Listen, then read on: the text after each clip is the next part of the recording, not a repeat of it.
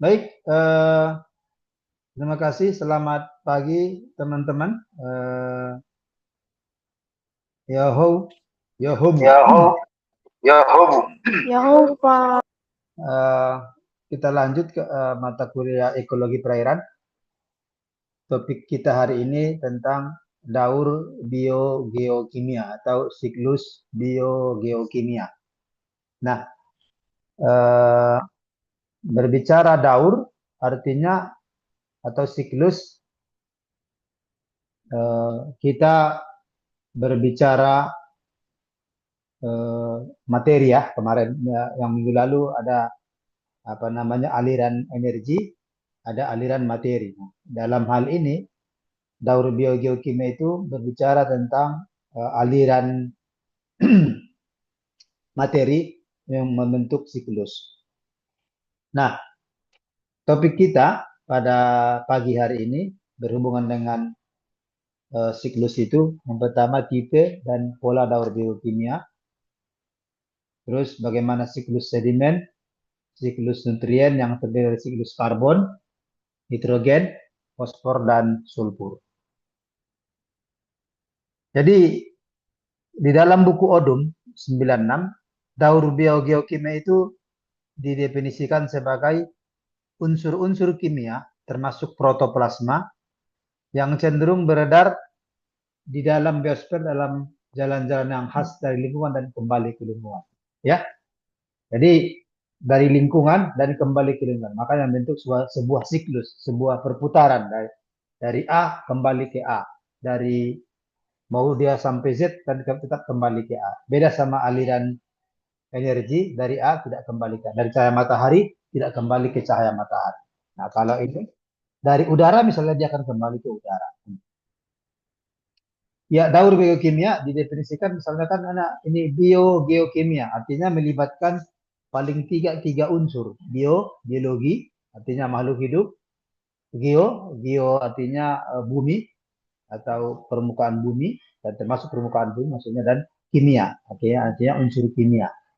Tentunya dalam bentuk jaringan segala macam, jadi membentuk perputaran. Tipe daur biogeokimia ada yang berbentuk gas, ada yang berbentuk sedimen. Nah, yang berbentuk gas itu eh, itulah nanti kita menjumpai nitrogen dalam bentuk gas, CO2 dalam bentuk gas, demikian juga sulfur, demikian juga fosfor. Nah, ada yang tidak dalam bentuk gas, salah satu cuma satu-satunya yaitu sedimen. Jadi eh, daur biogeokimia ini kita sekilas juga kembali ke pertemuan sebelumnya. Ada kalau ini aliran materi, aliran energi, ada dari cahaya matahari ditangkap atau diambil oleh autotrop tumbuhan dan berpindah ke heterotrop. Begitu heterotrop misalnya mati, ia hanya kembali ke lingkungan dan tidak kembali ke cahaya matahari. Eh, Berbeda dengan kalau materi, ya kalau materi ini misalnya autotrop atau autotrop misalnya mengambil CO2, CO2 atau karbon dioksida dari udara gas dikonversi menjadi organik, biomas dalam bentuk tumbuhnya si tumbuhan ini. Nah, ketika tumbuhan misalnya dalam hal ini kalau kita di perairan fitoplankton dimakan oleh ikan atau zooplankton misalnya, terus dimakan oleh ikan, dimakan lagi oleh ikan heterotrof berikutnya, dan begitu si artinya CO2 yang sudah dalam bentuk biomas ini berpindah ke dalam tubuh heterotrof, apakah ikan misalnya. Dalam bentuk apa? Apakah dalam bentuk protein, apakah dalam bentuk misalnya karbon karbohidrat dan segala macam. Bentuklah misalnya daging ikan. Nah, begitu ikan ini misalnya mati, ya daging ini akan diuraikan oleh eh, si decomposer dan kembali ke dalam air, dan ada peluang nanti dari air akan bisa misalnya dalam bentuk CO2 gas dan kembali ke udara. Jadi itu dia. Jadi lingkaran besar ini adalah menunjukkan siklus hidrogen, sedangkan panah ini jadi menunjukkan aliran energi dan materi. Yang berkaitan dengan siklus sedimen, yang pertama adalah ada beberapa tahapan utama, yaitu yang disebut dengan weathering atau pelapukan. Jadi batuan mengalami pelapukan atau batuan induk mengalami pelapukan, apakah secara fisik, artinya dipecah secara alami, ataupun karena oleh bantuan manusia, misalnya secara kimia oleh adanya bakteri, adanya kecampuran dengan air hujan, ada reaksi kimia yang sehingga dia larut kayak dalam air misalnya, atau biologis akibat hujan, apakah perubahan suhu dan aktivitas organisme dan reaksi kimia. Jadi pelapukan batuan itu melibatkan unsur fisik, kimia maupun biologis. Karena air hujan, apakah karena perubahan suhu kan, atau juga aktivitas biologis, bakteri yang bisa memecah atau melapukan batuan. Yang kedua, setelah batuan ini ya lapuk, terus misalnya larut bukan larut, artinya terbawa air, mengalami yang disebut dengan erosi, jatuh ya misalnya, karena dia tadi sudah hancur, sudah pecah-pecah, mengalami erosi, yaitu materi hasil pelapukan terlepas dari terangkut oleh air. Apakah sungai, dan juga bisa juga oleh angin terbang, karena ada angin kencang, debu kan, dalam bentuk debu pindah dia. Ataukah juga karena es dan adanya gravitasi. Yang berikutnya mengalami transportasi. Transportasi berpindah oleh aliran sungai, ya. Ini dari dataran tinggi, dari hulu ke tengah, terus sampai ke hilir. Terus juga di lautan juga mengalami perpindahan arus laut ini dari pesisir misalnya sampai ke lautan, samudra. Dan oleh gelombang atau angin menjadi yang lebih rendah. Bisa dari oleh angin. Ini faktor angin ini. Kerikil pasir lempung terbawa oleh angin pindah ke lokasi yang lebih jauh. Misalnya ketika gunung meletus kan ada angin, terbawa angin akan seberapa kecepatan angin. Misalnya dulu kejadian Gunung Sinabung ya di Kabanjahe sana, di pegunungan, pada puncaknya abu vulkanik itu sampai ke Medan. Jadi terbawa oleh angin ke Medan. Itu adalah salah satu transportasi sedimen melalui udara, selain dari melalui air sungai ataupun air laut, arus. Yang berikutnya, si sedimen ini akan mengalami yang disebut dengan deposisi atau pengendapan. Ketika energi media pengangkut melemah, sedimen mengendap ke dataran banjir, mengendap dia di dataran banjir, ataukah di sungai, ataukah di danau, ataupun di lautan. Dia akan mengalami yang disebut dengan pengendapan. Sehingga seringkali kita menemukan sungai-sungai kalau sering terjadi erosi, dangkal. Danau mengalami pendangkalan, termasuk juga daerah di pesisir bagi muara sungai. Yang berikutnya yang disebut dengan kompaksi atau litifikasi. Ya, jadi sedimen yang termokulasi mengalami pemadatan dan sedimentasi sehingga membentuk sebuah batuan sedimen. Ini ya ketika sering misalnya di daerah di lautan menjadi misalnya berikatan sama kalsium, membentuk kalsium karbonat kah, atau membentuk misalnya kalau kita melihat batuan padat, dan bisa mengalami pengangkatan apakah karena tektonik juga karena vulkanik ya. Jadi aktivitas vulkanik adalah salah satu aktivitas yang mengangkat sedimen sehingga bisa kembali ke permukaan. Jadi dia mengalami siklus dari dataran tinggi terus melalui gunung aktif, dia kembali ke permukaan. Jadi ini sebuah siklus. Ini juga yang mengapa ya siklus ini juga sebenarnya menjadi seimbang Sehingga mengapa ya sedimen itu di lautan tidak ya ribuan tahun tidak mengalami pendangkalan yang drastis. Berikutnya siklus nutrien. Siklus nutrien secara umum berbeda sama yang punya berbeda dalam artian kalau nutrien itu melibatkan tadi gas karena pada posisi nutrien itu ada pada fase dia di udara. Contohnya nutrien apa? Kalau kita berbicara misalnya nitrogen ya, ada di atmosfer N2 terserap oleh tumbuhan misalnya terus dimakan oleh atau terserap oleh CO2 oleh apa namanya tumbuhan ya atau yang lain misalnya terserap langsung oleh hewan. Jadi begitu hewan atau tumbuhan ini mati oleh bakteri mengalami dekomposisi larut dalam air diambil oleh tumbuhan misalnya lagi begitu seterusnya. Jadi dia mengalami siklus yang berkelanjutan. Ini misalnya oleh tumbuhan masuk ke herbivora, ekskresi ke air, ekskresi ke air karnivora. Jadi mutar terus.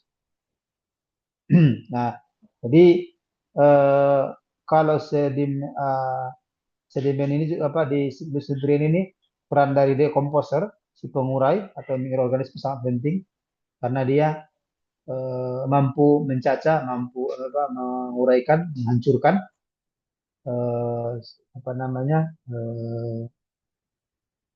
ya bangkai. Misalnya manusia, makanya kita menemukannya di kuburan sangat jarang ditemukan apa namanya jasad yang utuh. Semua sudah dalam tinggal tulang belulang. Jadi ini sudah bisa. Kemana? Masuk ke dalam tanah, masuk ke dalam air tanah. Itu adalah semua menjadi nutrien yang akan kembali ke tanah, yang akan kembali ke air misalnya. Dan bisa jadi nanti akan kembali ketika dia serap oleh tumbuhan, akan kembali ke tumbuhan, dimakan oleh hewan, akan kembali ke hewan. Jadi dimakan oleh manusia, akan kembali manusia. Terus mati lagi, gitu terus. Yang pertama kita coba lihat secara satu persatu mana siklus karbon CO2 bahwa sejatinya memang karbon ini di atmosfer itu cukup rendah, namun tingginya aktivitas industri ya industri yang melakukan pembakaran dan yang salah satu yang paling terbesar adalah aktivitas dari kendaraan pembakaran bahan bakar fosil ya. Jadi dua kegiatan inilah yang menyebabkan tingginya CO2 di atmosfer. Ya. Jadi apa yang mengurangi CO2 adalah fotosintesis. Banyaknya tumbuhan atau hutan itu akan mengurangi CO2. Kalau di perairan adalah fitoplankton. Jadi CO2 di udara ini, di atmosfer ini diambil oleh fotosintesis, dibanding oleh tumbuhan melalui fotosintesis, disimpan di dalam eh, si tumbuhan. Kemana dia? Apakah ke bentuk daun, dalam buah, ke batang, akar, ranting, dan segala macam.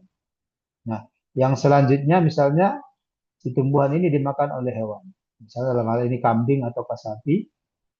Terus begitu hewan ini mati, dia mengalami pembusukan, melepaskan CO2.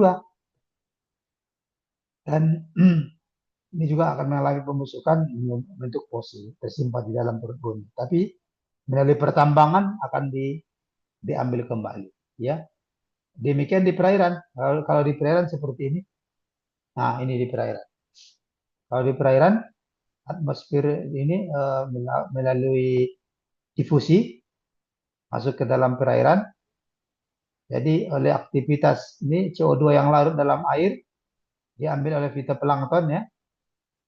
Terus ya ini akan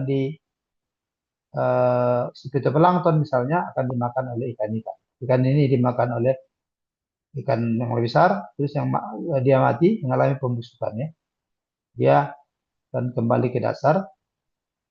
Di sisi lain CO2 ini juga larut ada juga yang dalam bentuk bereaksi dengan membentuk ion karbonat atau karbonat.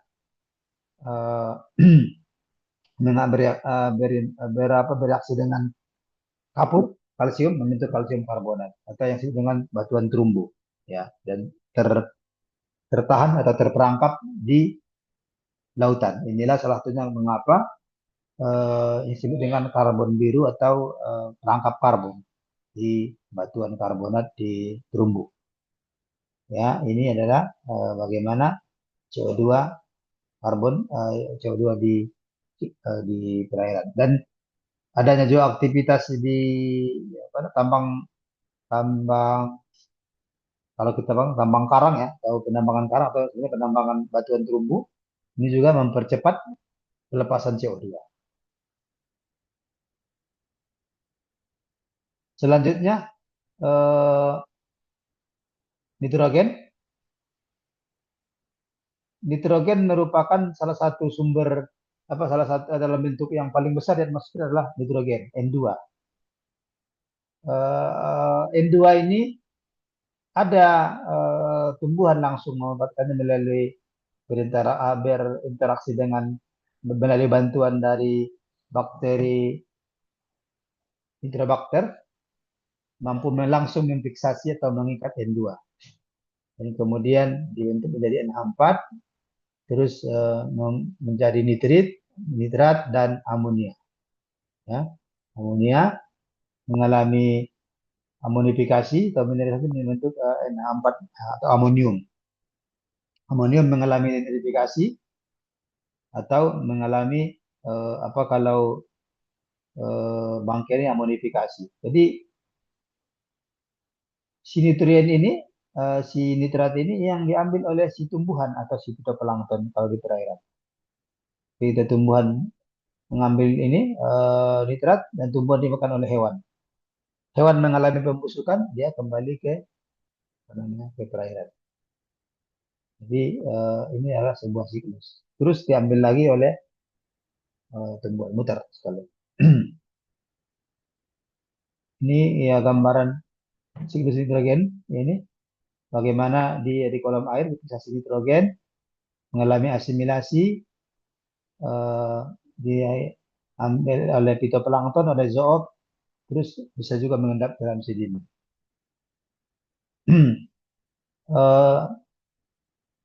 Nitrifikasi terjadi pada kondisi aerob, akan membentuk amonia. Kalau nitrifikasi anaerob, kondisi tanpa oksigen membentuk amonium nitrat tadi. Kalau nitrifikasi dalam kondisi ada oksigen atau aerob akan membentuk nitrat. Kalau nitrifikasi tanpa oksigen atau tanpa anaerob akan membentuk amonia.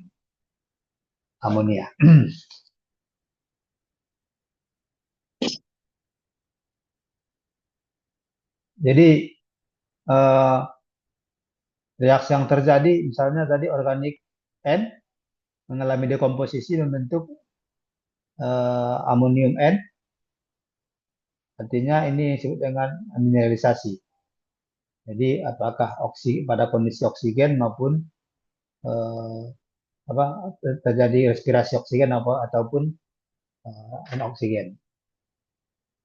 NH4N ini tadi amonia nitrogen mengalami nitrifikasi membentuk nitrat. Ini pada kondisi oksigen, dan nitrat inilah yang langsung bisa diambil oleh si tumbuhan atau si fitoplankton. Nah, nitrat ini bisa mengalami denitrifikasi menjadi gas atau N2. Ini adalah proses anoksik. Jadi ini pembakaran respirasi hidrotropik. Gas ini, N2 gas ini dapat difiksasi langsung menjadi organik N oleh beberapa, kalau di perairan blue green algae. Kalau di daratan oleh kelompok Nitrobacter atau Nitrosomonas yang terasosiasi pada tanaman kacang-kacangan.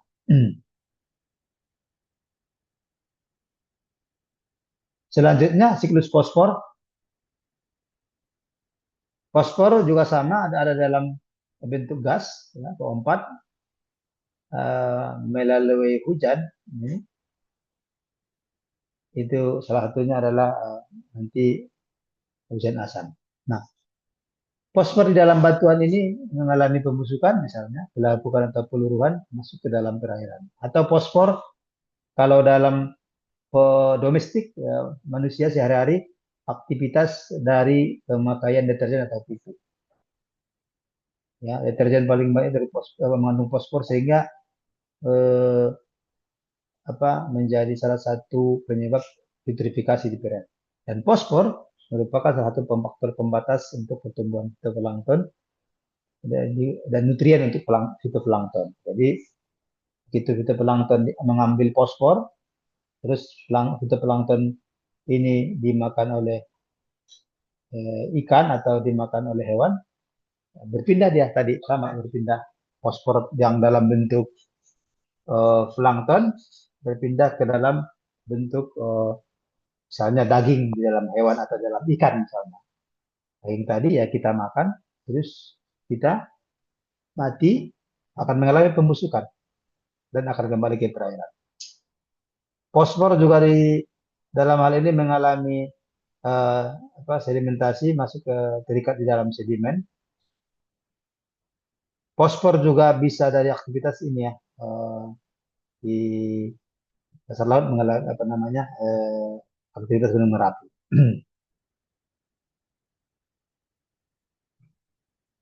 Selanjutnya sulfur. Nah, sulfur adalah aktivitas gunung Merapi H2S ya, atau eh, salah satu sumber utama dari gunung aktif ya. Dia kembali ke atmosfer oleh hujan membentuk hujan asam ya, sulfat asam ini masuk ke dalam tanah menjadi di perairan menjadi juga sebagian menjadi nutrien dalam bentuk sulfat atau menjadi gas H2S yang berbahaya. Jadi eh, fosfor ini oleh mikroba mengalami reduksi atau kalau di udara ini karena fosfor yang tinggi di udara oleh hujan, ini hujan asam atau deposisi. Di perairan uh, unsur yang ditemukan termasuk paling banyak adalah dalam bentuk H2S, asam sulfat ya. H2S ya, gas sulfat dan ini beracun. Gitu. Uh, Mungkin ada yang mau didiskusikan, silakan teman-teman kalau ada yang mau didiskusikan.